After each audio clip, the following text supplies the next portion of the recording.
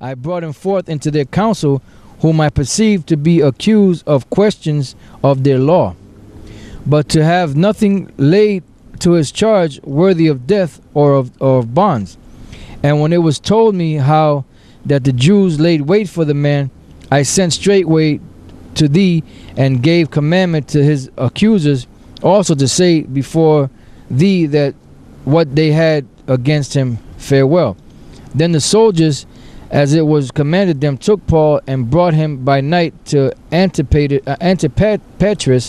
On the morrow they left the horsemen to go with him, and returned to the castle, who when they came to Caesarea and delivered the epistle to the governor, presented Paul also before him. And when the governor had read the letter, he asked of what province he was. And when he understood that he was of Cilicia, I will hear thee, said he, when thine accusers are also come. And he commanded him to be kept in Herod's judgment hall. Acts 24:1. And after 5 days, Ananias the high priest descended with the elders and with a certain orator named Tertullius, who informed the governor against Paul. And when he was called forth, Tertullius began to accuse him, saying, seeing that by thee we enjoy great quietness, and that very worthy deeds are done unto this nation by thy providence, we accept it always and in all places, most noble Felix, with all thankfulness. Notwithstanding that I be not further tedious unto thee, I pray thee that thou wouldest hear us of thy clemency a few words. For we have found this man a pestilent fellow and a mover of sedition among all the Jews throughout the world. And that's telling you that's the example, the way you're supposed to be when you're in this word. You're supposed to be a pestilent fellow, a pest. You know, you're supposed to get under people's skin with this truth. Say again, right? A move of sedition. Yep.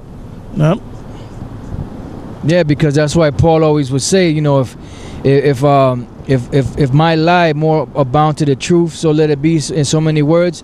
So basically, you when you're in this thing, you're going to be accused falsely of being, you know, an enemy of the nation, but really in sincerity, you for the truth. It says, for we have found this man a pestilent fellow and a mover of sedition among all the Jews throughout the world, and a ringleader of the sect of the Nazarenes, and that world is talking about Israel, who also hath gone about to profane the temple. And they said a ringleader of the sect of the Nazarenes. the Nazarenes wasn't no sect. It was a vow that you took. Right. That's found in the book of Numbers, the 6th chapter. Who also hath gone about to profane the temple, whom we took and would have judged according to our law, but the chief captain Lysias came upon us, and with great violence took him away out of our hands, commanding his accusers to come unto thee, by examining of whom thyself mayest take knowledge of all these things whereof we accuse him. And the Jews also assented, saying that these things were so. Then Paul, after that the governor had beckoned unto him to speak, answered, for as much as I know that thou hast been of many years a judge unto this nation, I do the more cheerfully answer for myself, because that thou mayest understand that there are yet but 12 days since I went up to Jerusalem for to worship, and they neither found me in the temple disputing with any man, neither raising up the people, neither in the synagogues nor in the city. Neither can they prove the things whereof they now accuse me. But this I confess unto thee, that after the way which they call heresy, so worship I the power of my fathers, believing all things which are written in the law and in the prophets, and have hope toward the Most High, which they themselves also allow, that there shall be a resurrection of the dead, both of the just and unjust. And herein do I exercise myself to have always a conscience void of offense toward the Most High and toward men. Now after many years I came to bring alms to my nation and offerings, whereupon certain Jews from Asia found me purified in the temple, neither with multitude nor with tumult, who ought to have been here before thee, and object if they had aught against me. Or else let these same here say, if they have found any evil doing in me while I stood before the council, except it be for this one voice that I cried standing among them. Touching the resurrection of the dead, I am called in question by you this day. And when Felix heard these things, having more perfect knowledge of that way, he deferred them and said, when Lysias the chief captain shall come down, I will know the uttermost of your matter. And he commanded a centurion to keep Paul and to let him have liberty, and that he should forbid none of his acquaintance to minister or come unto him. And after certain days, when Felix came with his wife Drusilla, which was a Jewess, he sent for Paul and heard him concerning the faith in Yahushua. And as he reasoned of righteousness, temperance, and judgment to come, Felix trembled and answered, Go thy way for this time. When I have a convenient season, I will call for thee. He hoped also that money should have been given him of Paul, that he might loose him. Wherefore he called for him the orphaner, and communed with him. And that just shows you that, you know, when you come before these Edomites, these other nations, and you start telling them about the judgments that are coming at the end of the world, they get nervous, they get scared. You know, that because this truth is not for them, because they know that judgment is going to come for them. Yeah, and we don't know if Felix was an Israelite or Edomite. Gone. Because you had, like I said earlier, you had Israelites in higher positions, but it did say his wife was a Jew. A Jew, yeah, a Jew. Yeah. So he could have been one of those Israelites that had the mind of a Greek. Gone. You know, that followed, because you had Israelites just like today.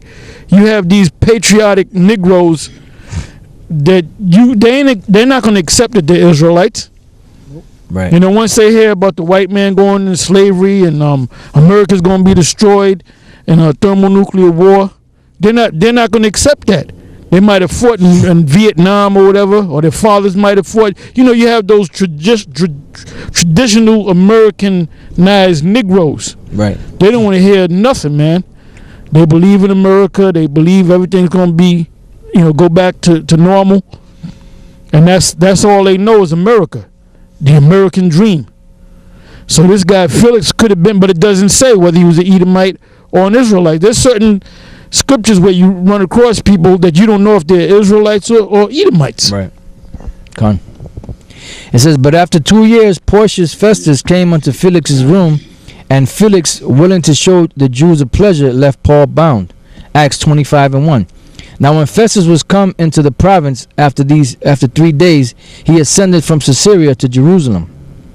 Then the high priest and the chief of the Jews informed him against Paul and besought him, and desired favor against him that he would send for him to Jerusalem, laying wait in the way to kill him.